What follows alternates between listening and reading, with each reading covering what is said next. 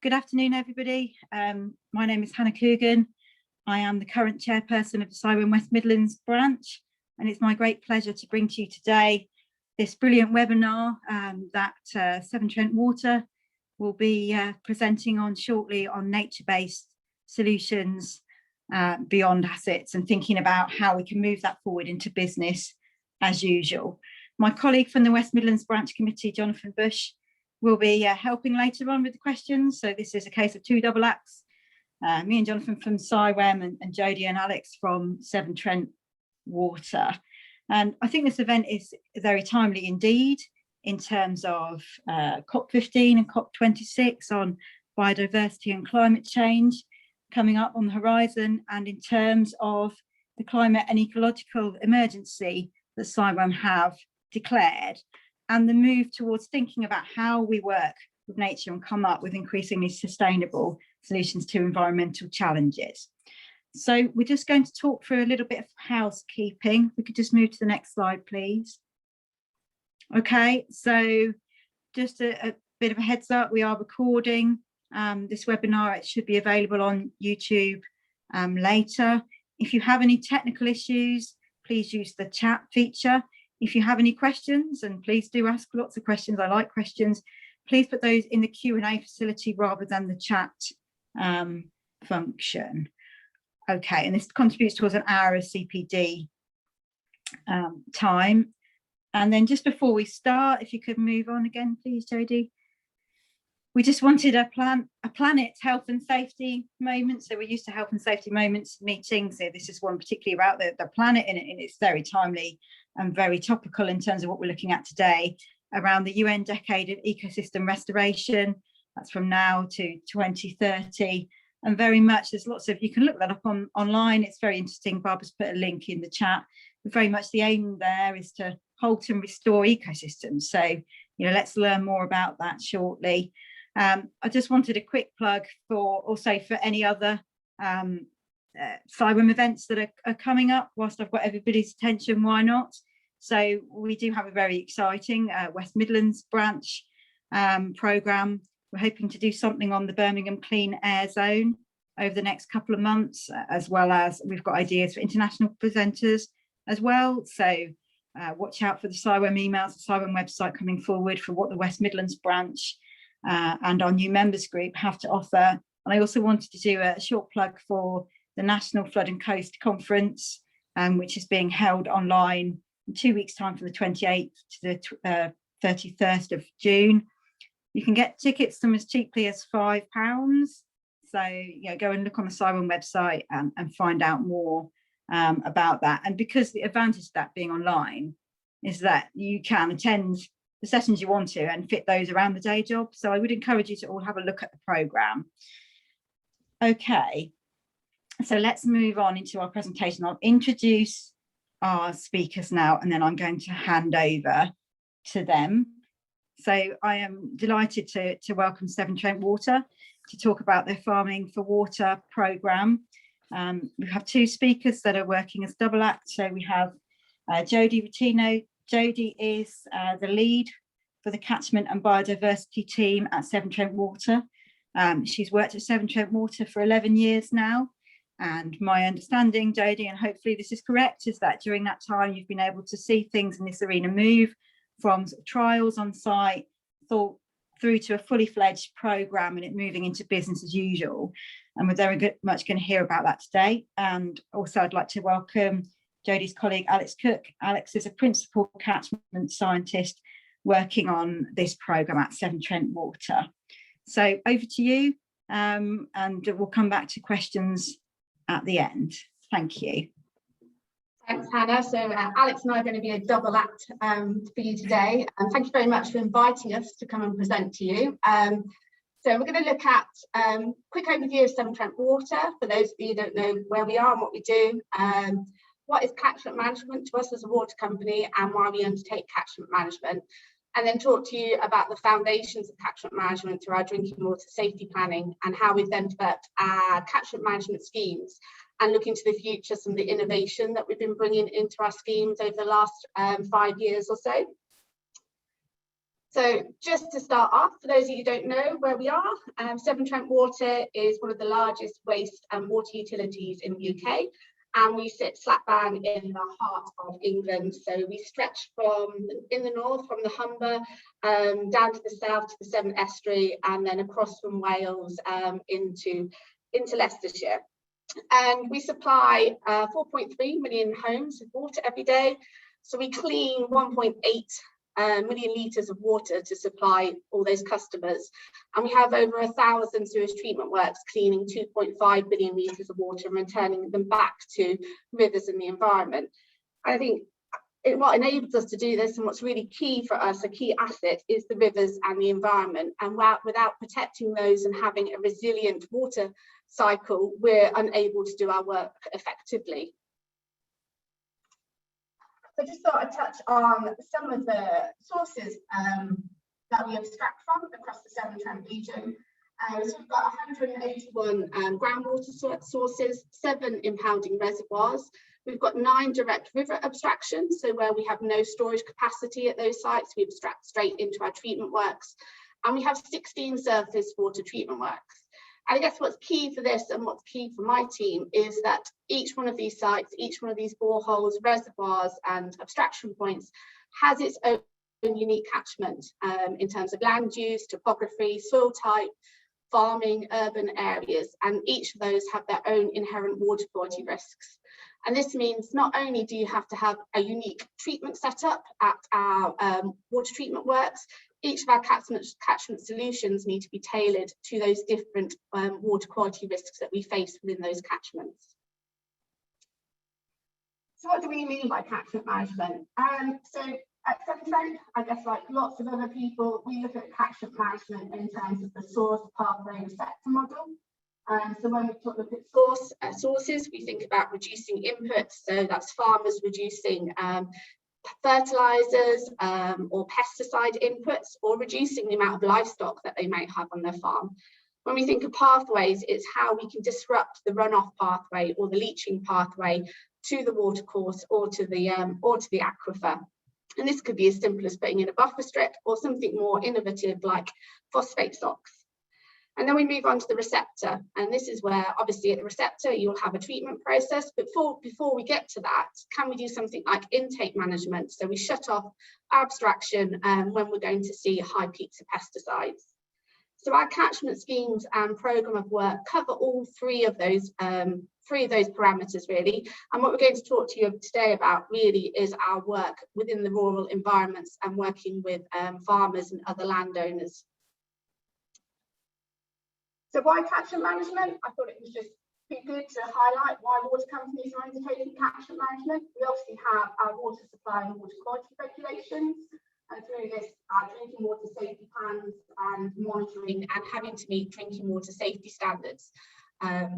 We also have Article 7 of the Water Framework Directive, and this basically suggests that we should see no deterioration in the water that we abstract, so whether that be a groundwater or surface water.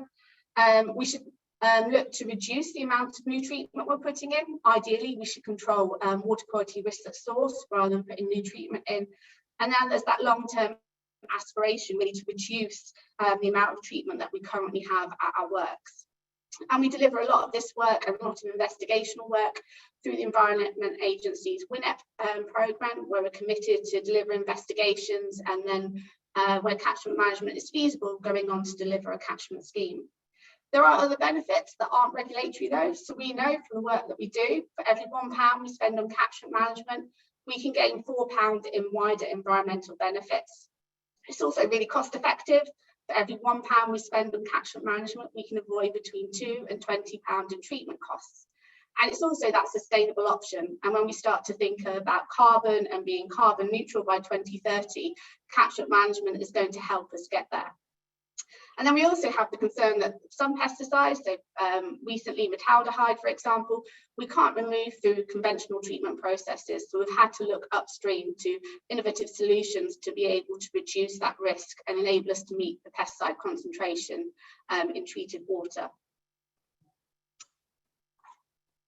So what are the benefits of catchment management? There are many, many benefits of catchment management, and I've listed some of those on my slide here.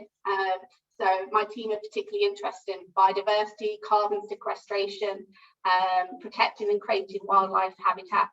But when we talk to farmers, we potentially be talking about soil protection, reducing pollution incidents, and food production. So depending on the stakeholder and who we're talking to, we can tailor those benefits of our scheme to enable them buy-in from them to really work with us.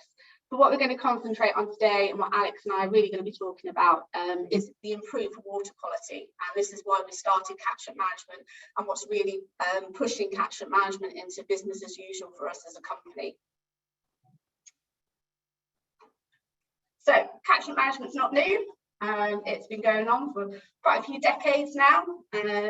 So in terms of the journey at Severn Trent, the evolution of catchment management at Severn Trent, it actually started in the late 90s and early 2000s when we had our farm safe and spray safe awareness programs. And this was raising awareness with farmers about the use of pesticides and runoff and how it could impact on water quality. But I guess in 2010, there was a step change in the scale of catchment management activity at Severn Trent.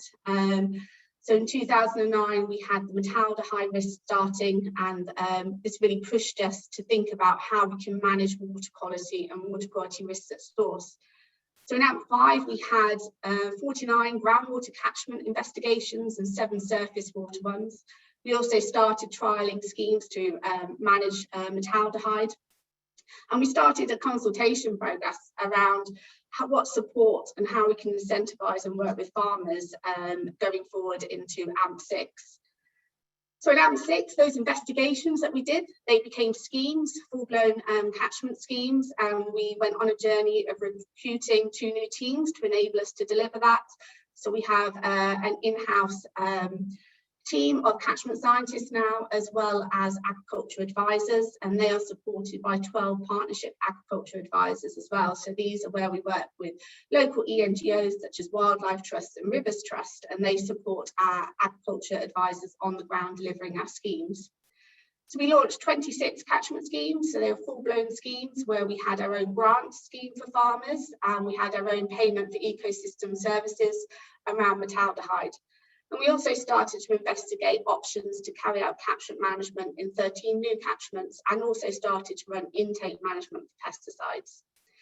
Moving into this AMP7, we've continued those schemes. We've actually now launched schemes across 44 of our catchments, and we're starting to look at what else catchment management can do, particularly around nature-based solutions for biodiversity, flooding, managing peat inputs upstream of our sewage treatment works, and how we can really utilise and work in partnership to make our funding go further and deliver those wider environmental benefits.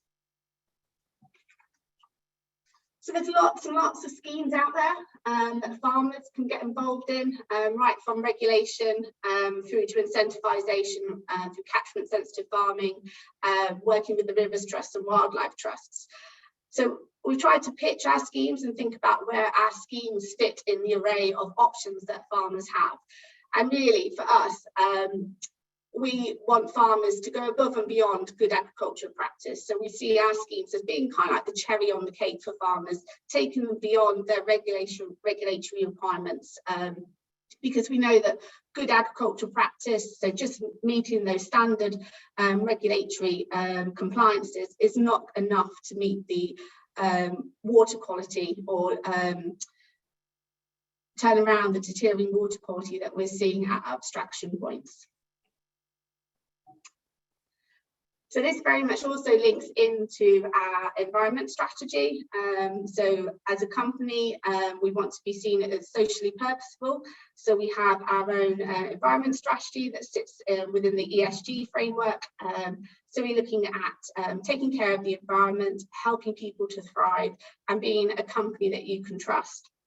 So in terms of the environment, we want to ensure there's a sustainable water cycle, enhance our natural environment and make the most of our resources, and also mitigate climate change. And the work that we do in catchment and around biodiversity and our Great Big Nature Boost really fits into that first pillar of the ESG. But it requires us to think ahead and to invest and to design new schemes that meet these new requirements. So when it comes to AMP8 and beyond, we're ready to deliver schemes that can help with carbon sequestration and flooding and so forth. So really the foundation and where we start with our designing our catchment schemes is the drinking water safety process. So all water companies have to do this. And it allows us to identify and manage water quality risks along each stage of the treatment process. So, as I just said, GRIS looks at assessing and mitigating water quality risks from source to tap. So we carry out a risk assessment at 5 stages of the source to tap process. So going through catchment, treatment, storage, distribution, and all the way to the customer's tap. And at each of these stages, we assess the risk to water quality, and then we also look at what mitigation measures we can put in place to reduce, manage, or completely remove that risk for us.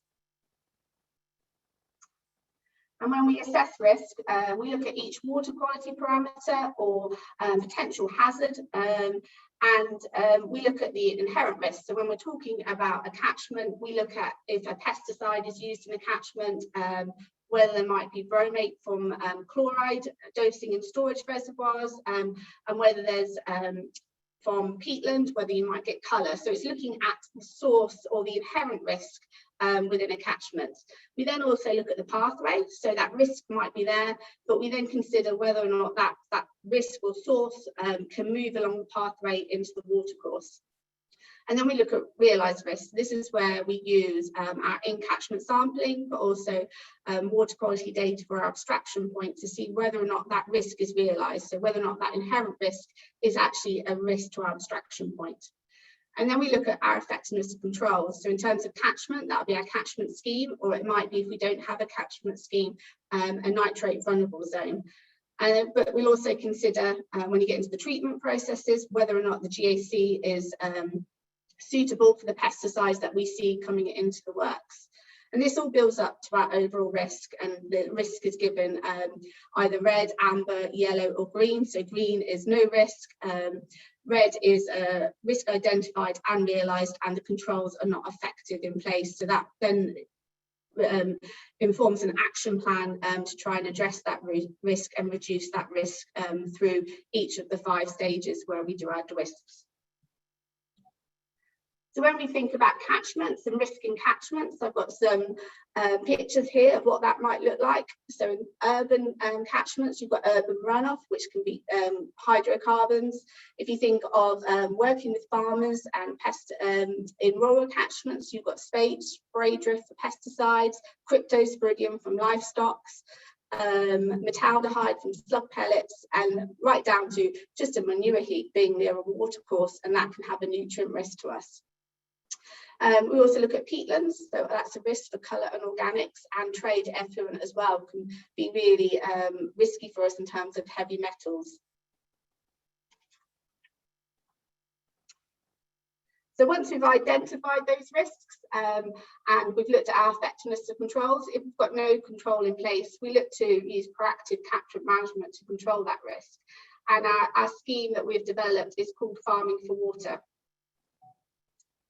So Farming for Water is a program that we developed, perhaps I think it's 10 years ago now. We've been running across our catchments, the number of catchments slowly increasing over that time to 44 catchments. And it's a program of farmer engagement, and that's supplemented through advice and training and specialist visits. We have our own incentivisation program. So we have our Severn Trent Environmental Protection Scheme grants. We have Farm to Tap, which is our payment for ecosystem services around pesticides. We also offer pesticide amnesty as well. And these are offered in targeted catchments, so where we know we've got a water quality risk and we know it's feasible to address that risk through catchment management. And the main parameters we look at are pesticides, cryptosporidium, nitrate, colour, phosphate, and more recently biodiversity, so helping farmers improve biodiversity across their farm. And as I mentioned before, we deliver this through our own agriculture advisors and also our partnership advisors. So just a bit more on what we offer.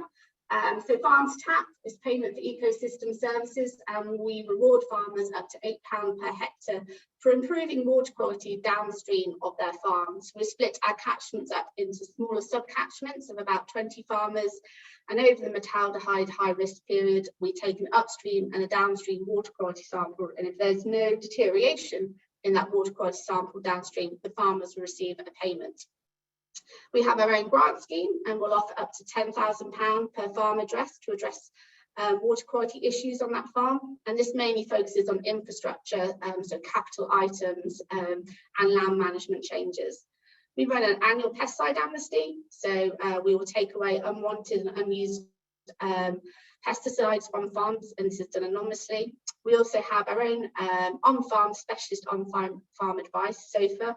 So this is bespoke specialist farm advice along with free soil and manure sampling, and it offers advice on some of those more expensive capital items under our grant scheme. So they're looking at a biobed, it looks at the sizing of that biobed, where best to place it, etc. And then last year we introduced Swap Your Nozzles. So this is helping farmers to reduce their spray drift. So we will give them some educational training about use of pesticides and looking after their sprayer. And then we'll also upgrade their spray nozzles to low drift nozzles. And this has been really successful, and farmers absolutely love it. So what have we done to date? So we've engaged with over 6,000 farmers across the Severn Trent region. We've removed 20 tonnes of unwanted pesticides. Annually, we sign up around 46,000 hectares of oilseed rape or winter wheat to our Farm to Tap scheme. And we've given out around 2,343 STEPS grants. And there's just some pictures of some of the grants that were delivered there. So sprayer washdown areas, you can see biofilters there, rainwater harvesting. And we also offer innovation options. So you've got a crayfish trapping there, where one farmer wanted to look at water quality and trap crayfish in the local pond that he had, and we were able to fund that because of the wider environmental benefits that that would bring. So how do we monitor progress? So it's great that we've got all these schemes and we can do activity with farmers, but how do we show that there's a water quality improvement? So our schemes are based on a 25-year programme of work, and we realised quite early on that within the first 5 years, so in AMP6, we really weren't going to see those water quality benefits that we wanted, mainly because due to weather, crop rotations, and the long travel times that we see in some of our groundwater catchments. So we wanted to have something that indicated we were making progress, but didn't rely on water quality results. So we looked at simple things such as farmer uptake to our schemes, the amount of metaldehyde that was used, whether that was being reduced, whether engagement was positive, and also whether or not farmers were improving their knowledge of water quality risks and how they could help manage those on their farm. Moving into this AMP, we're trying to move more to outcomes, and so we're looking at pesticide pollution load reductions and using a model called FarmScoper to enable us to do that, and I'll talk a bit more about that in a minute.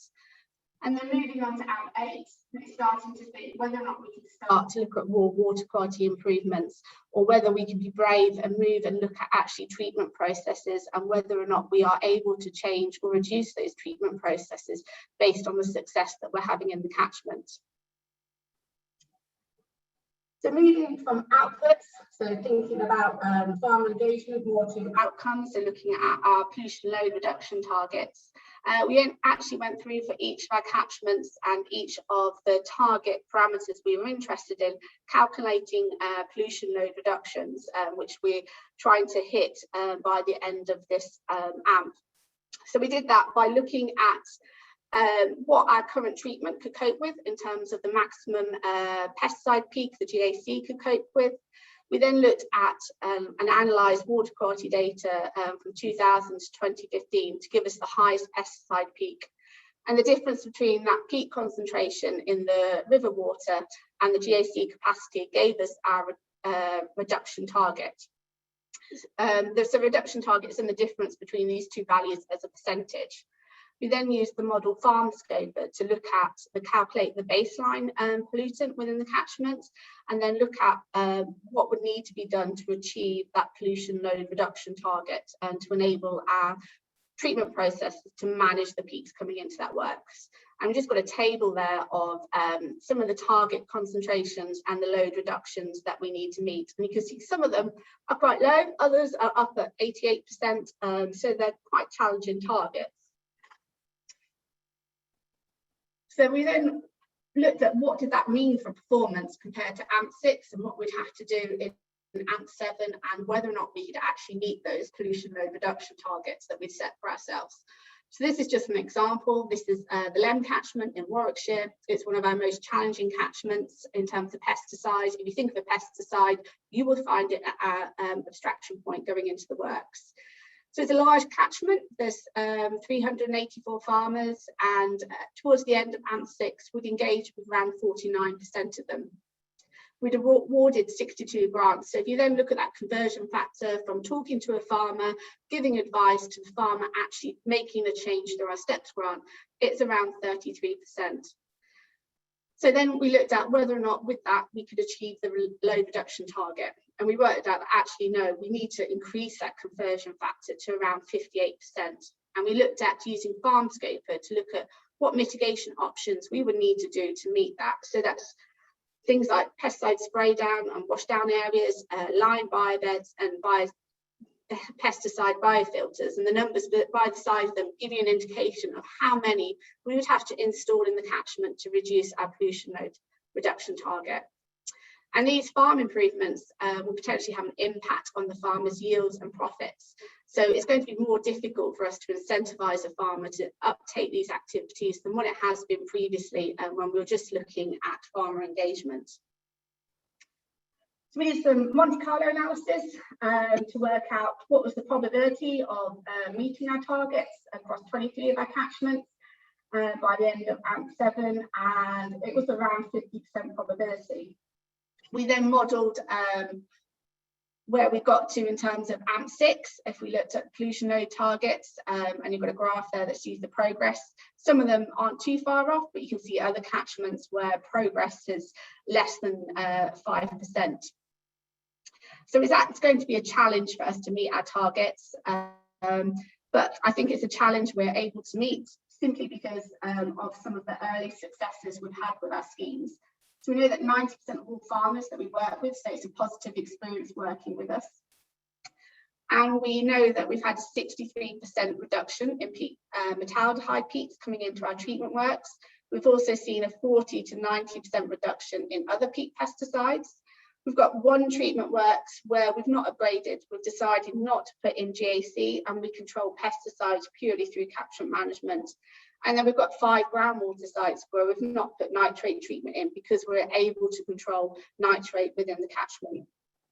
And so as I said before, we know that for every £1 we spend in catchment management, we can avoid between £2 and £20 in treatment costs.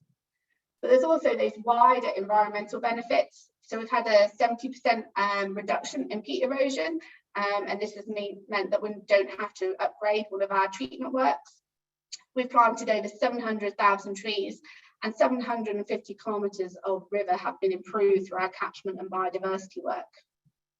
So as I mentioned before, for every £1 we spend on catchment management, we generate around £4 of wider environmental benefits. So I'm now going to hand over to Alex, that's going to tell you a bit more detail of some of the grant schemes that we offer. Cool, thank you, Jodie.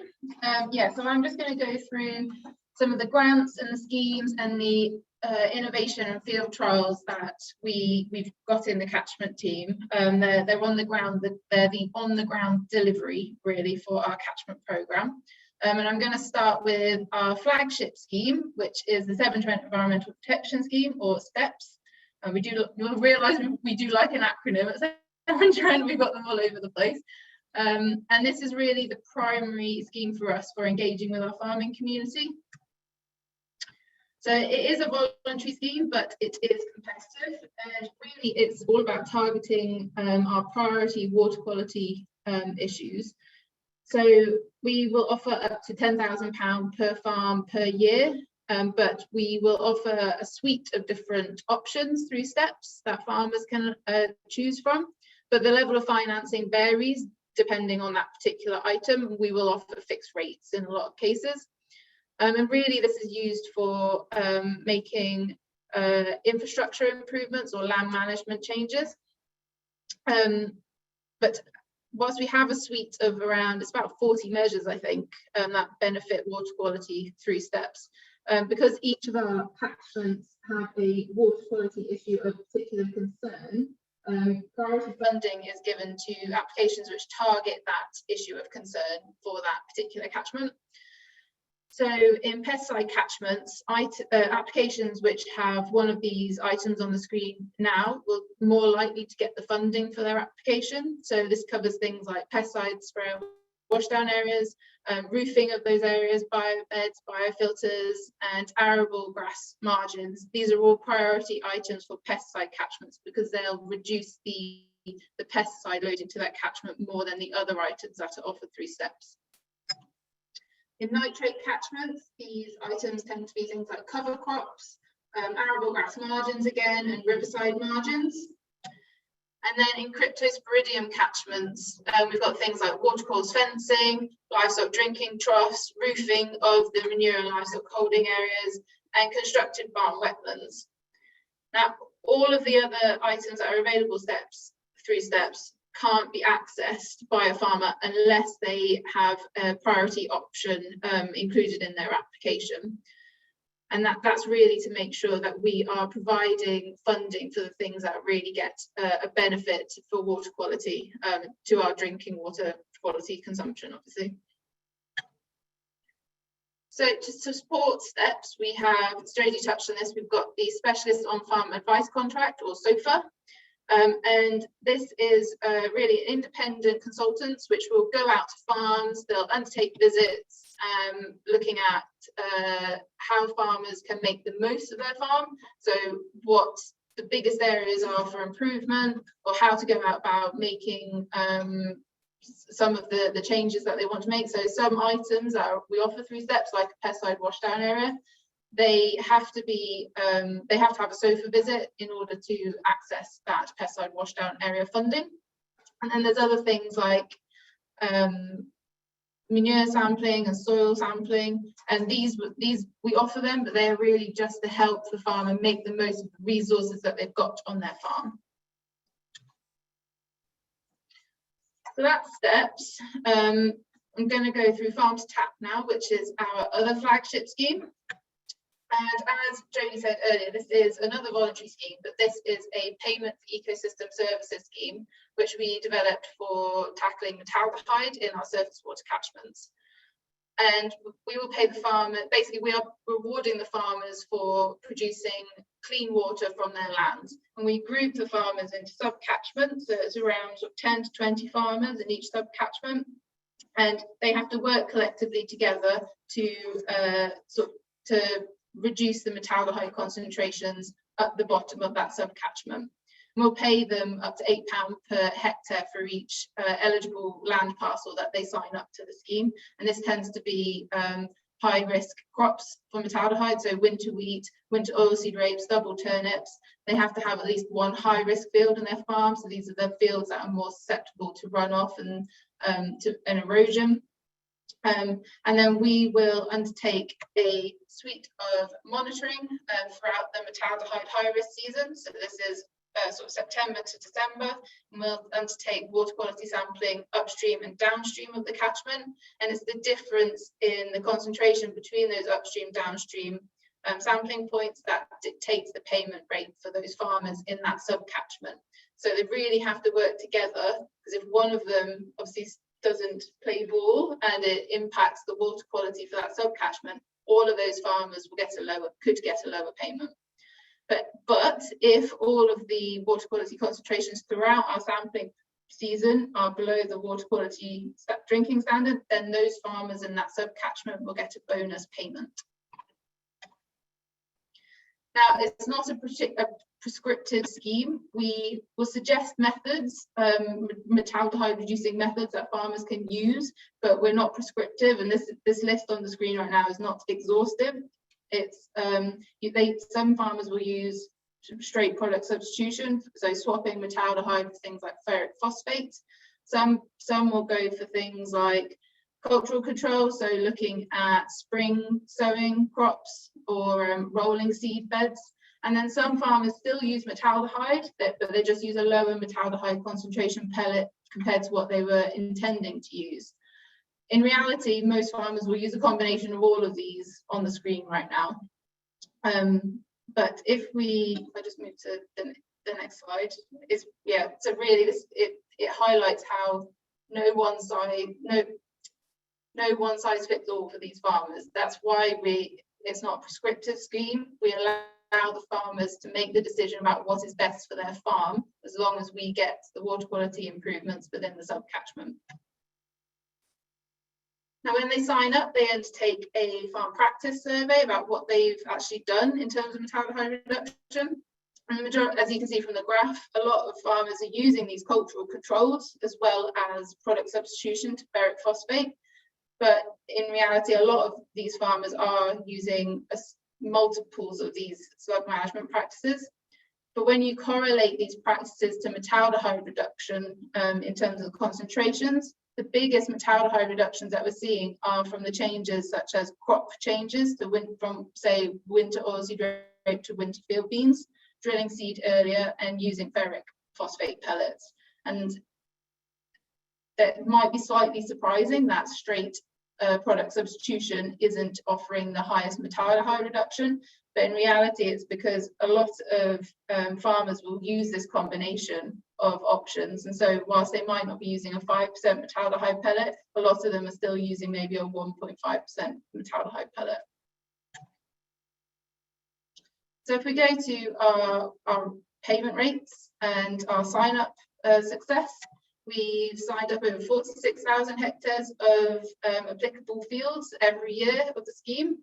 We signed up over 869 farmers, and that equates to over 90% of all eligible farms within our metaldehyde affected catchments have been signing up to our farm to tap scheme, and over 51% of those have received the bonus payment for keeping that water quality concentration below the water quality standard. But what does this translate into in terms of actual results, in terms of metaldehyde concentration at the works? Well, as you can see from the graph, we've actually, after only 3 years of running the scheme, we've actually had some amazing results, ranging from 27% metaldehyde reduction through to, I think the highest one there is 61%, and that's an average reduction of 34 across all of our water treatment works, and a 57% reduction in peaks. And actually this is slightly out of date. We've actually been compliant at all of our water treatment works for metaldehyde for the last 3 years now. So the farm tap scheme really is working and helping us to manage that risk at source.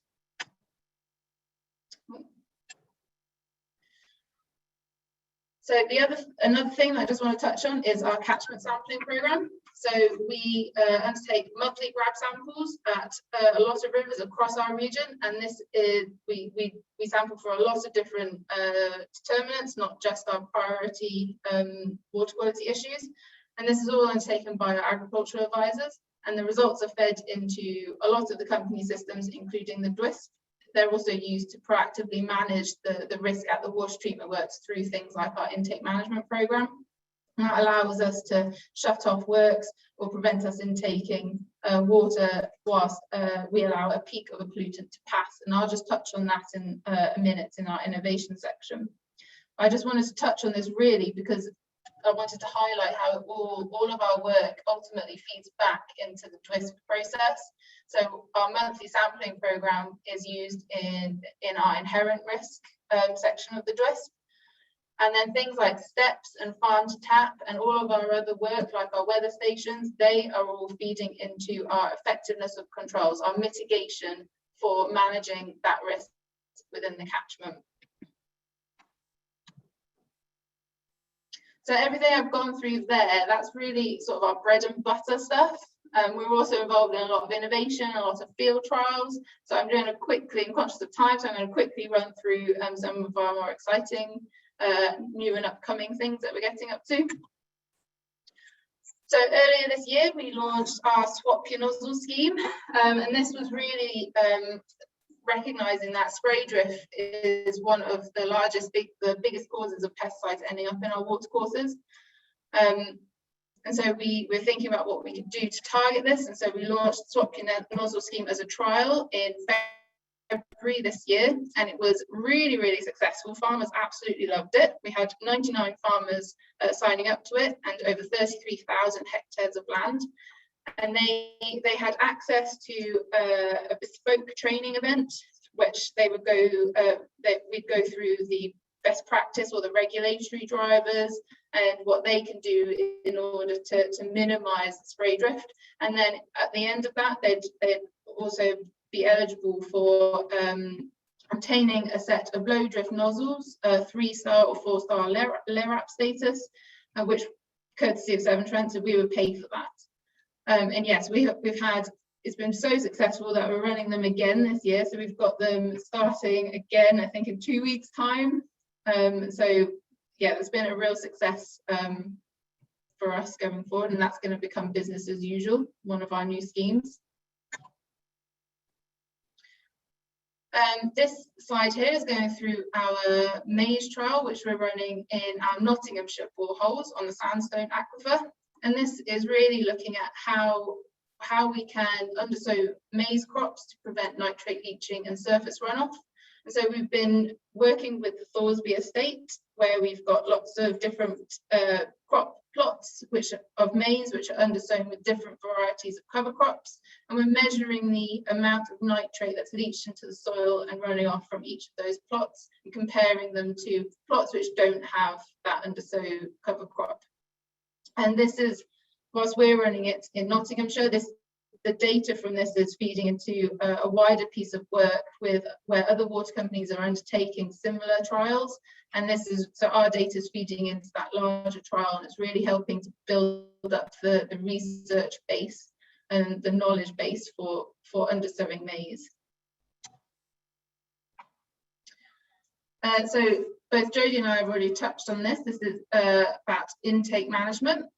So this we've been running now for a few years, and it's effectively a model which allows us to monitor and predict peaks of metaldehyde, is what it was originally developed for, before that peak enters our works at our abstraction points. And so by allowing us to model these peaks, we can and predict when they're going to hit our works, we can turn off the works and stop abstracting before that peak hits them. And obviously, if we're not taking in that high metaldehyde peak, then we don't have to treat that water. So it's another measure that we can use to manage the risk. Now, this has been really, really successful with metaldehyde, and we're working with Sheffield University at the moment to help develop that model further for use with other herbicides, such as propyzamide, which are causing our works issues, especially in the LEM, going forward.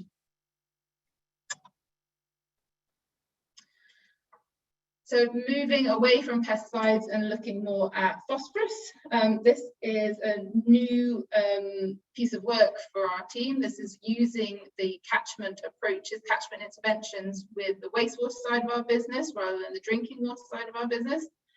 And really what we've got here is we've got a number of sewage treatment works which are small and rural. They serve sort of 2,000 people or less, and they've got phosphorus permits coming into play over the next few years. And because they're such small works, it's not necessarily cost effective in order to upgrade them. The technology might not be there if it's a particularly stringent phosphorus discharge permit. And so we're looking at whether we can do any work upstream of those works within the catchment to reduce the phosphorus upstream of that discharge point. And this is part of a larger national trial with the Environment Agency to see how catchment nutrient balancing in this way will work. We're one of 3 water companies that are being allowed to trial this out. And so we've got 17 catchments, 17 sites, which we're looking at trialing this in, and all of them have gone through this process that you can see on the screen at the moment, which is our investigation stage. So we've gone through catchment characterization, through to phosphorus contextualization, so looking at the behaviours of phosphorus in the catchment, linking it to the farm types, the farm sizes, undertaking source apportionment, looking at the feasibility of whether we can actually meet that phosphorus permit and actually go above and beyond it, because that's the requirements of catchment nutrient balancing, and then turning all of that into a detailed plan for our agriculture advisors to go out and use. And some of the things that we're trying to do with this is looking at more innovative monitoring techniques. So on the bottom of the screen there, I've put on about biological monitoring using the total reactive phosphorus index. So that looks at the sensitivity of different organisms to phosphorus. And using that in addition to things like soil monitoring on farms, farm gate nutrient budgets, and farm scope modelling as well, so that we can look at the changes at the catchment scale, and utilising all of this with traditional water quality spot sampling. Another thing that we're doing with phosphorus is reverse auctions, and this is really building on the success that Entrade have had. And this is basically looking at how we can, looking at not just measure phosphorus measures that can reduce phosphorus in the catchment, but also looking at how we can engage with our farming community in a different way. So STEPS is a traditional scheme where we dictate the price of catchment intervention. Reverse auctions are different in that we ask the farmers how much they would be willing to accept in order to implement an item. And we've been trying this just for phosphorus within 2 of our Derbyshire catchments, the River Wye and the River Dove, where we have phosphorus issues. And they've got particularly stringent targets. And we've been running this for 3 years now. So we've got one last run over June, and then we'll be publishing our results on that. And we've been working with Exeter University in order to set this up.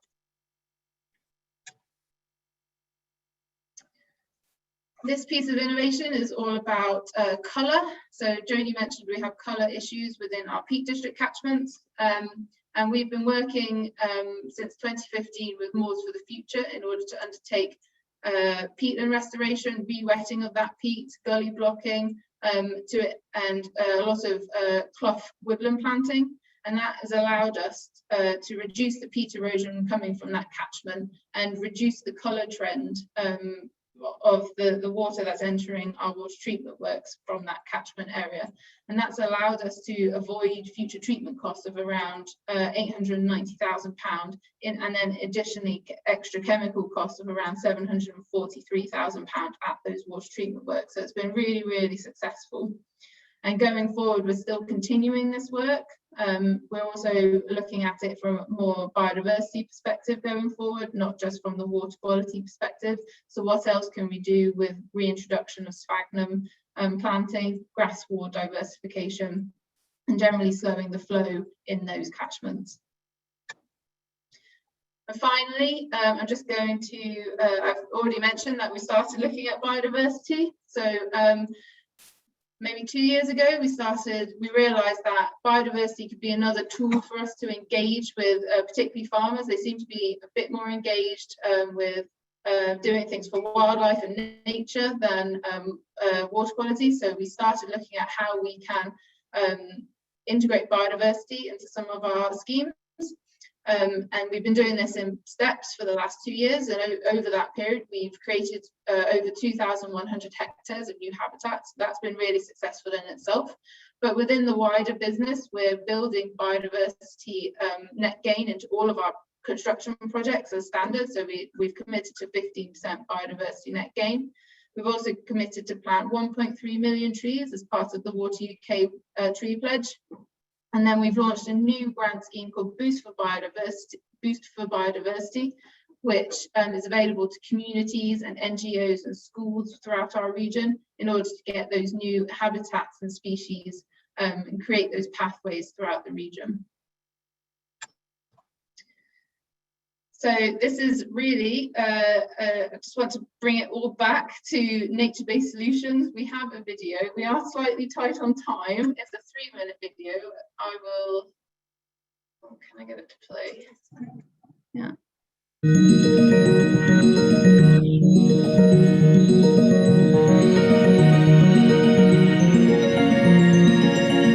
We take care of one of life's essentials. We take care of water.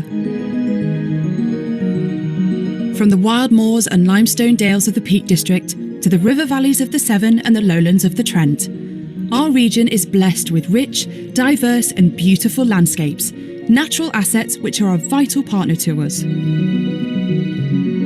Put simply, they capture, clean and carry our water. And if we look after them, they'll look after us, building resilience not with more infrastructure, but by investing in the natural resources that surround us.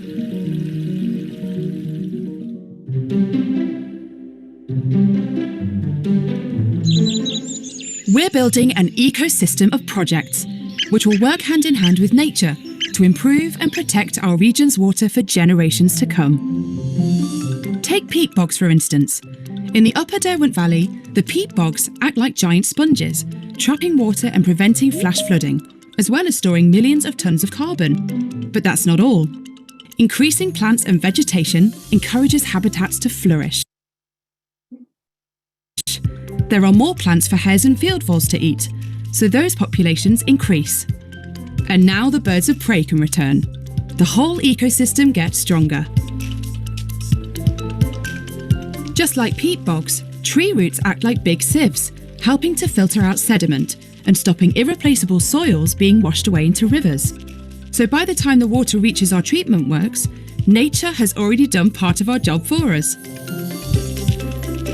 By planting the right trees in the right places, we can help the whole water cycle, creating natural flood defences and slowing the flow of water. That's why we're planting 1.3 million trees across our region. Working with farmers helps us look after our water at source. Encouraging simple changes like ponds, wetlands, or adding wildflower margins alongside arable fields helps the soil to recharge. They also act as a windbreak and catch any pesticide that is sprayed, stopping it from running off into streams. And the bees and butterflies and moths provide extra pollination which increases crop yields, which makes up for the land given over to the flowers. We create beetle banks for insects like ladybirds, which eat the pests that attack crops. So farmers need less pesticide in the first place, and the seeds from these wildflowers and insects provide food for birds, so the wildlife population increases. This also means we have fewer chemicals in our rivers and reservoirs, great for nature, and much easier to clean the water we supply to our customers.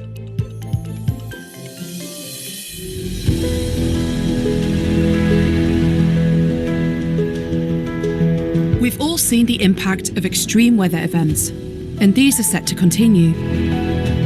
But working with the natural world to create a strong, healthy environment will help secure the supply of water for everyone, something we and all living things rely on. Our investment is not simply about water, it's at the core of our purpose. Taking care of one of life's essentials.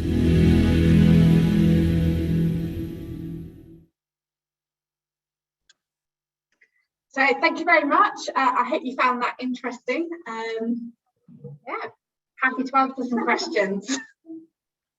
Yeah, that was brilliant. Thank you, both of you. So I'm going to hand over to my colleague on the West Midlands Committee, Jonathan, to go through the questions. It is likely that we're going to run slightly beyond 1 o'clock, just to allow people to, people to ask these questions, have time to respond, although I can see nearly 20 questions. So I don't think we're going to get through all of them, I'm afraid. Jonathan, over to you on the questions, if that's okay. Yes, I'll try and do this quick fire because we've got 17 questions and only a short amount of time. What are phosphate socks, for one, and how have you worked around the fair share principles when undertaking catchment management? Who should I Go on, you asked phosphate socks. So phosphate socks, so that was actually my PhD at Cranfield University 4 years ago now, and they're essentially they're a sediment control measure that's widely used in America, and they look like a sausage, if I'm honest. That's stuffed with compost and phosphorus sorbing materials. And I was looking at whether we could supplement the compost with different materials, and you place them at the edge of fields or in drainage ditches, and it will remove the dissolved phosphorus from within the runoff that comes off those fields, as well as sediment that's within those runoff. And we've been building on that at Severn Trent, so we've got a bit more knowledge now about the different types of materials we can supplement them with.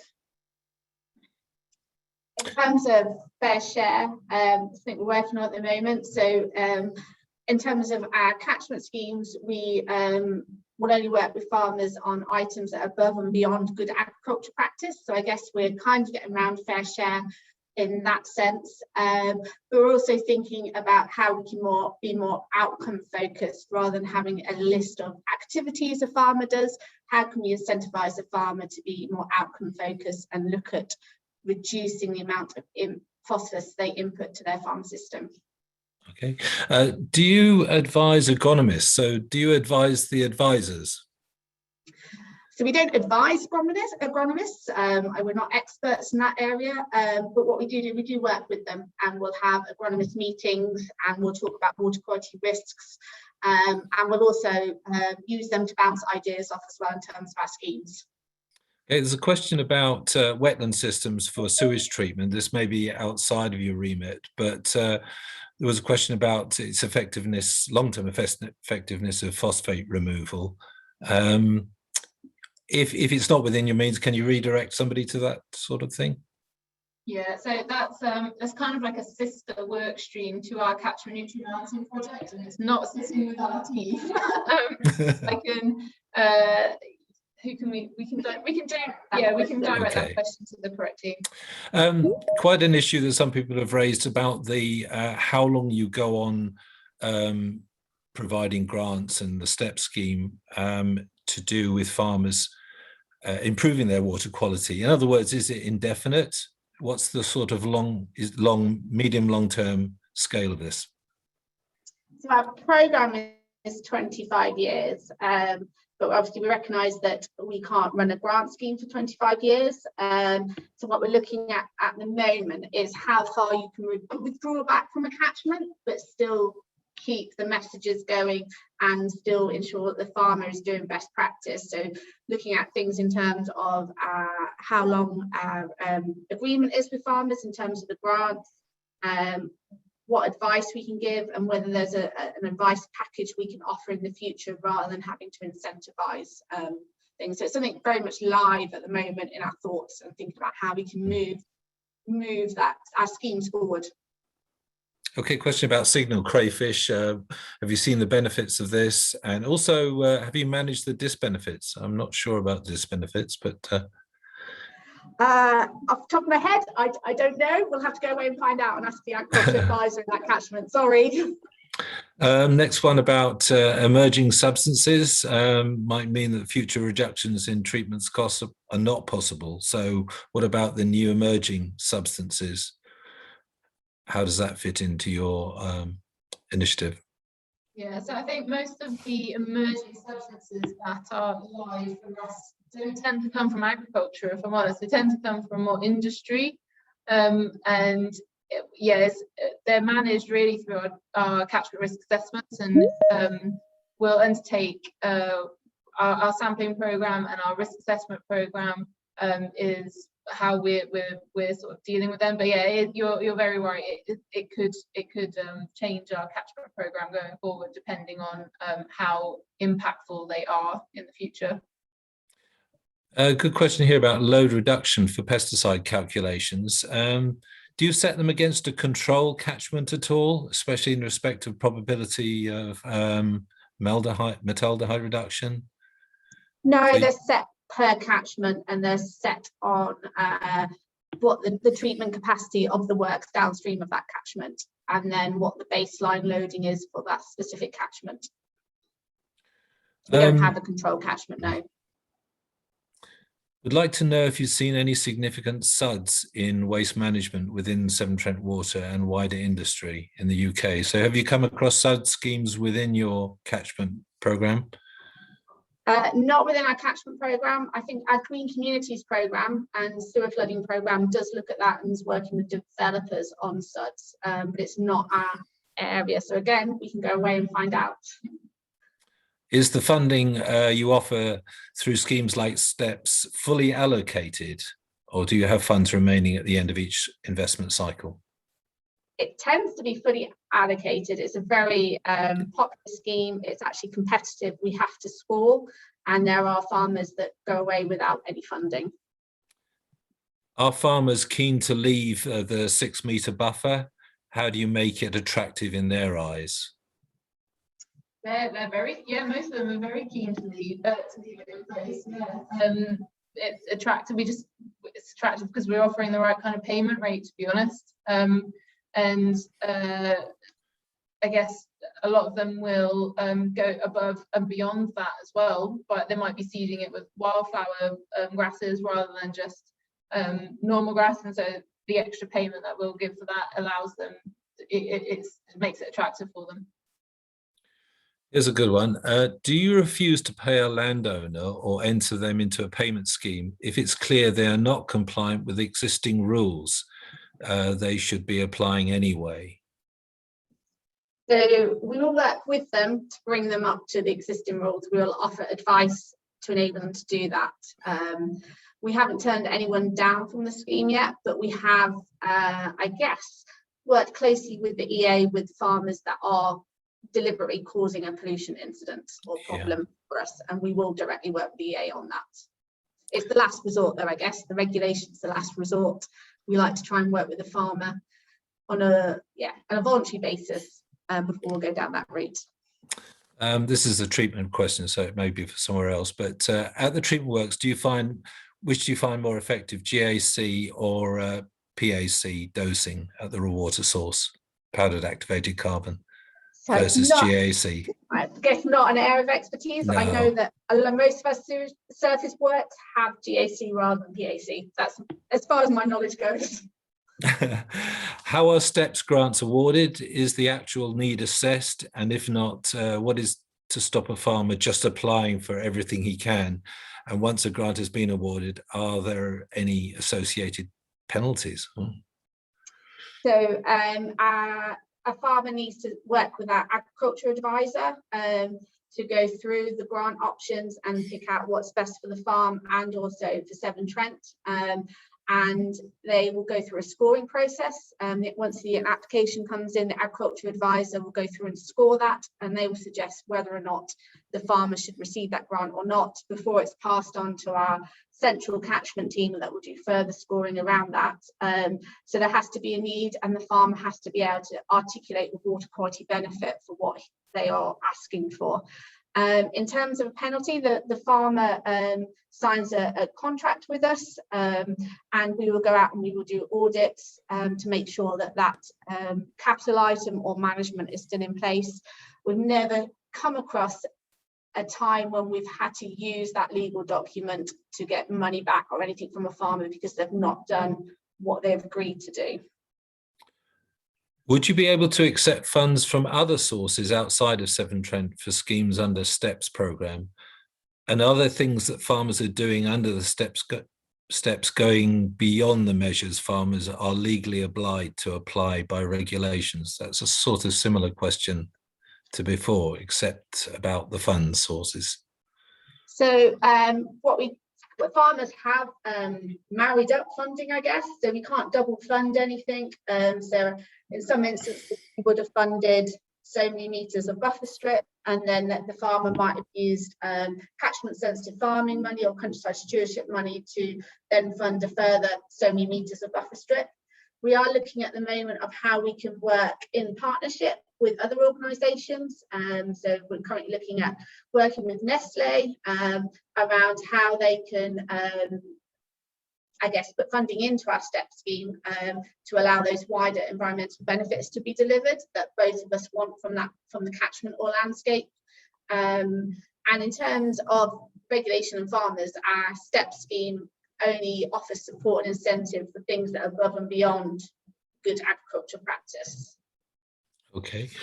Will the outcomes of the maize undersowing trial be published? Yeah. Okay. How is other water? Yeah. Any supplementary to that? No. In due course, isn't it? I suppose. Yeah, in due course. Yeah. How is other water? Oh, how are other water companies' activities in this respect compared to Severn Trent? Question mark. Is there a directive from Ofwat on this? So I think all water companies need to consider managing risk at source in terms of water quality. The risk process and DWI state that. I think most water companies are now looking at nature-based solutions, and Ofwat is enabling that to happen through funding. I think we probably have one of the largest catchment schemes, and definitely have probably the largest catchment and agriculture advisor team going out and delivering those schemes. I think most water companies have some form of grant or work in partnership with other organisations that can offer grants. I see Barbara's come online, so this is the final one. No, that was the final one. It was just about there was another comment at the bottom about that. Actually, just one from me, supplementary to that last question. I mean, are there groups under Aqua umbrella or another umbrella comparing and contrasting your efforts with other water companies? Yeah, so there's a Water UK catchment network. It's very active. All the water companies are involved. We've actually been running a series of webinars. So each water company is taking it in turns to run a webinar to all the catchment teams across the other water companies. So it's very active. We share lots of support, advice and information. So yeah, it's very good in that sense. We share lots of lessons learned and knowledge. Okay, unless my colleagues have any other questions, that concludes the question and answer session. Thank you very much. Brilliant, thank you.